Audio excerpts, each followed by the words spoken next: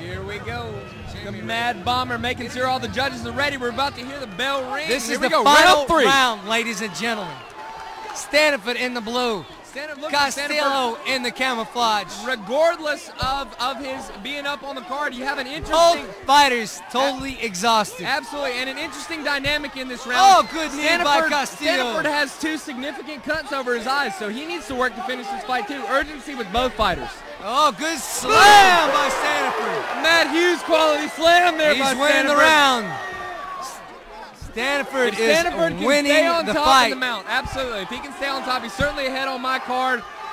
Again, ladies and gentlemen, sitting with us, we got another treat. We got an ECI fighter. We got Brandon Palmer here on our card. What do you see from the fight tonight, Brandon? Man, I love Jacob to death, and those Ivy guys are always tough, but I want Jacob to pull this out, man. He's tough as shit, and he's a hell of a guy, man. He's a class act. Absolutely, and he looked ready to fight. Both these fighters absolutely bringing what a matchmaker wants in a fight tonight. The thing that I'm watching Jacob do that I don't think he should do is let himself get taken down so much. And I've made that mistake in the past and won't make it again, but he shouldn't be on his back right now. But a lot of he impressed me with the patience that he showed when he was in that choke. Kept his chin down, worked hand control. Right. He had a tight armbar in the end of the second round. Stanford is cut on his forehead, on both eyes, I think. And needs to show urgency regardless of being up on this card because it could be stopped for a doctor stopping. I know Stanford's in a little more of a dominant position, but I'd like to see the Mad Bomber stand him back up. As a referee, Scott, what do you look for when you try to stand fighters back up? What are you looking for when you're trying to stand fighters back up? Just a lull in the action? Stanford has actually got a dominant position. He's in control 100%. He's on top, passing the guard at will. Costillo is getting frustrated. He's giving his back up. He's doing things that are just, he might catch a triangle, but Stanford will pass.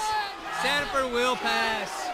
Stanford looks most comfortable in side mount this evening. Costillo looking to work those triangles, but just not quite enough control in order to make the move. Stanford is controlling the fight. And right there, how important is it to take your opponent into your trainer's corner, Scott? Well, here's the whole situation. We have Big John Ivy standing in his corner right there. Castillo, the corner is so important. Castillo is not in his corner. He can't hear, but he's making a move. He's coming out from under. He's got the single leg. Can he finish? He's made a move. This is big. Can he finish? Oh, he's got his back. Look for center. Can he throw his hooks in? Here we go again. Oh, he's on top. Castillo is on top. Taking over. Castillo taking over. Castillo taking over.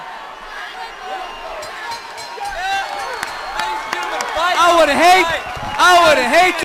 Reason why I made this fight. This whole card was created on this particular fight right here.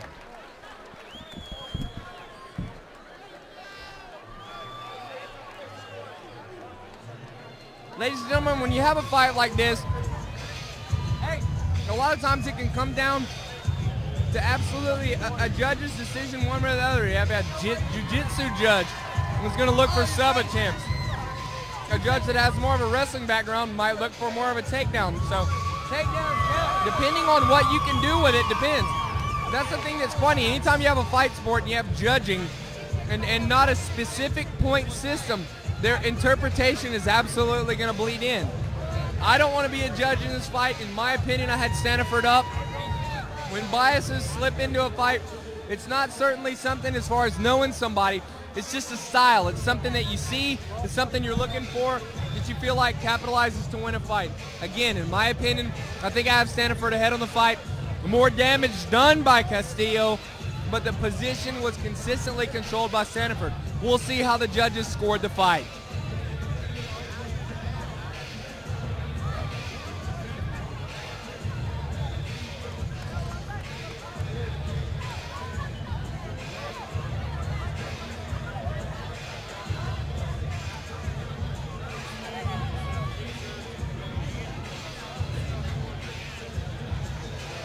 Ladies and gentlemen, I've asked around, we've looked around the ring. Everybody has a different opinion about the way that this fight came, and this is exactly what we've said. You have an opportunity for introspection to come in. Is it damage? Is it position control? And these are all things that are criteria that are supposed to go into the scoring, but without specificity of how the scoring is going to go, we don't know. But one thing is for certain, the fight was wonderful. We're glad to have both fighters, and the crowd is showing them love.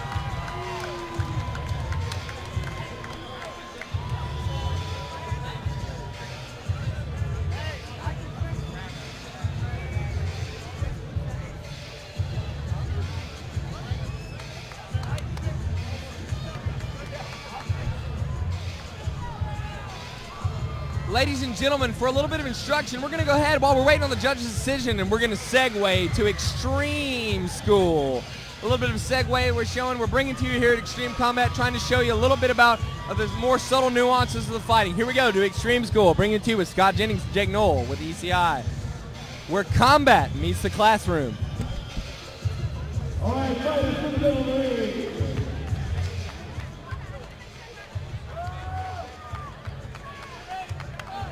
Judge Adam Goff scores this bout 29-28.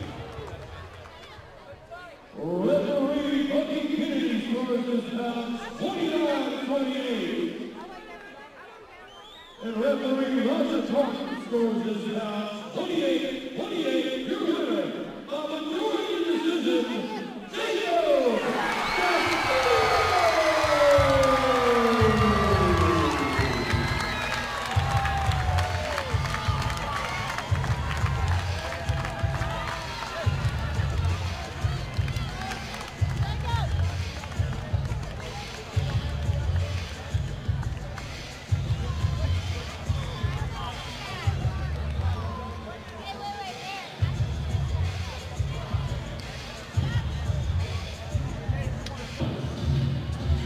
He comes from Huntsville, Alabama.